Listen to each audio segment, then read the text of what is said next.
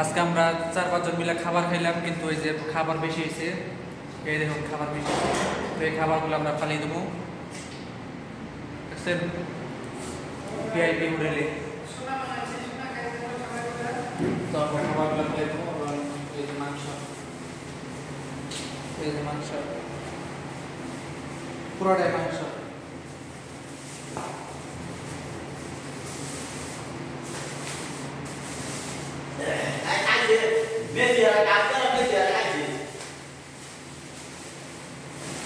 কি এর বেশি বন্ধ হয়েছে না, তাই কিছু কইব একটু কথা বলো।